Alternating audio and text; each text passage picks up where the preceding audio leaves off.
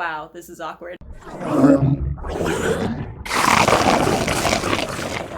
Hey everybody, my name is Sam. Welcome back to my channel. So today I'm going to be filming a tag video because I like tag videos, and now it has officially been like a hot minute since I've done one because I haven't really posted videos in like, a year.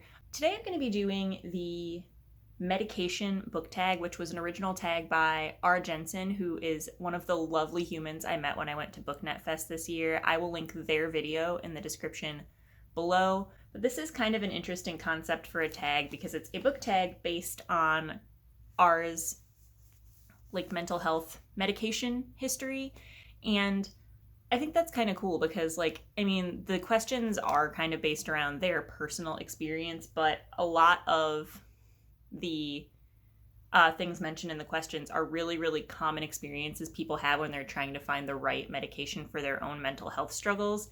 And I think it's important to kind of like squash the stigma associated with taking antidepressants and mental health medications and just sort of talk about some of the like less pleasant experiences that a lot of us have, because it might make somebody who's trying to find the right medication for them feel less alone. While I'm answering this 8-question tag about mental health medication, I figured I would also work on my knitting project because I told you guys I was going to start doing that in videos.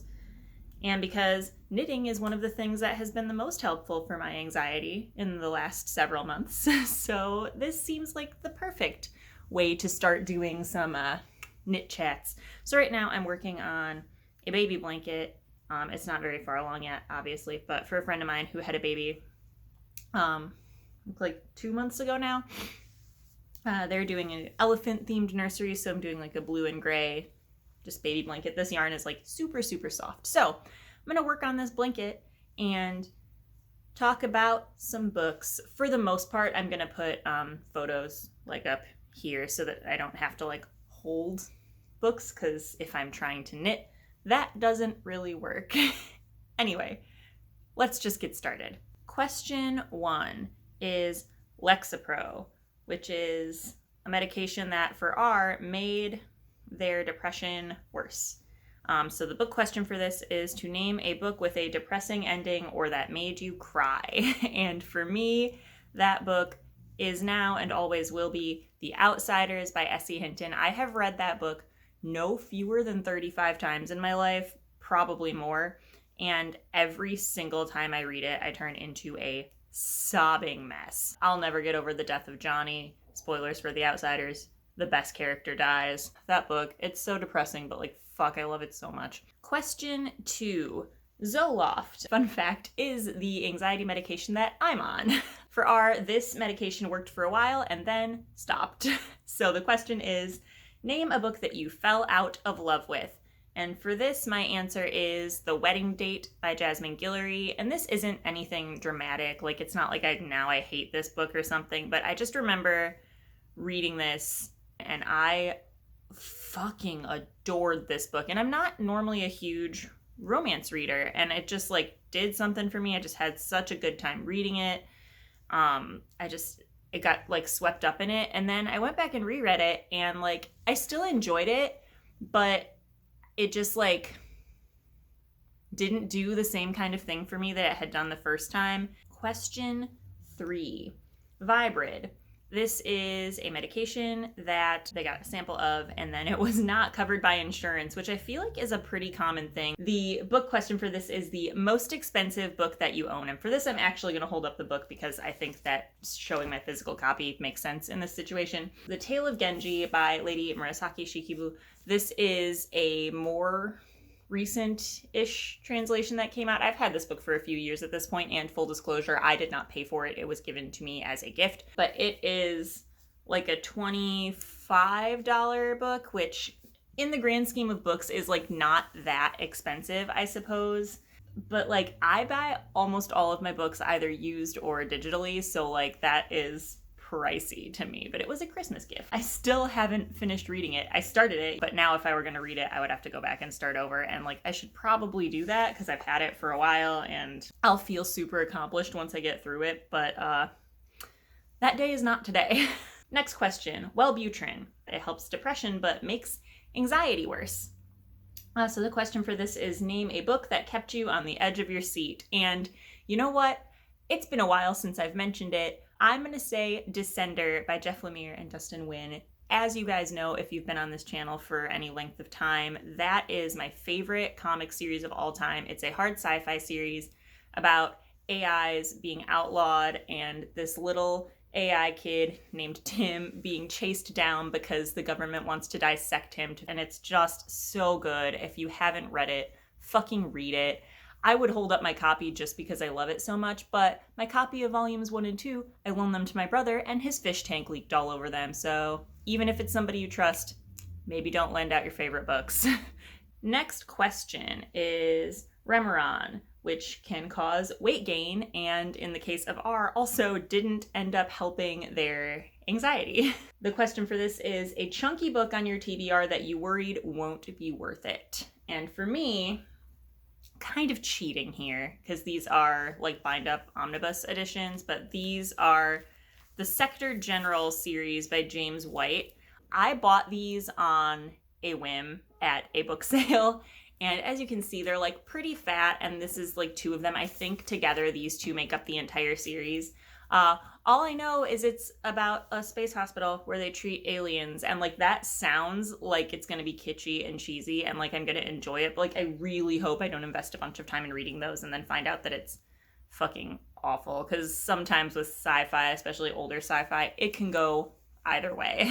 All right, next question is Klonopin, which is a scheduled substance, which means that you get a set amount of medication at a time, and then every time you need a refill, you have to go to the doctor so they can monitor how much you're taking.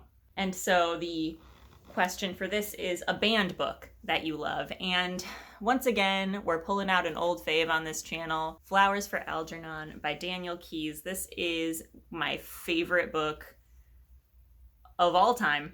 Probably. I love it. It's like a science fiction story that I think you can read even if you don't like science fiction. It's reads kind of more literary, and it's definitely more about like the effects of the like speculative elements than about the speculative elements themselves. But this book is about an experimental medical procedure to help increase human intelligence, and a person that the procedure is tested on and the effects it has on his intelligence and then on his life overall.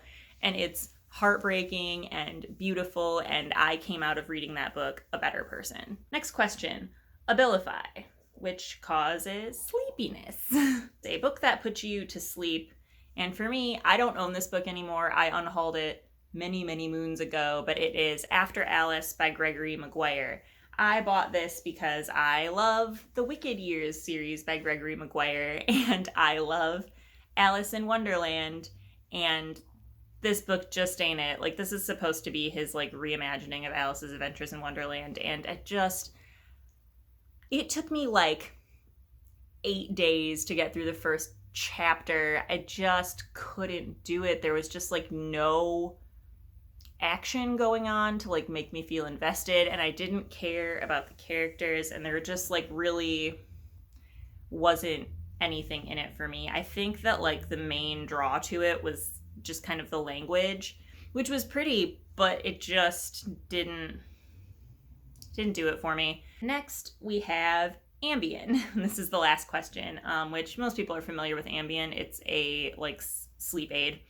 And apparently this actually doesn't work with Abilify. They counteract each other, so it can cause more insomnia if taken in the wrong combination.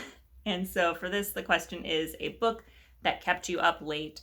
And for that, I say The Girl with All the Gifts by M.R. Carey, which is one of my favorite like zombie stories that I've ever read. It's just really well done. The event that like caused the start of the zombie outbreak felt like something that could really happen.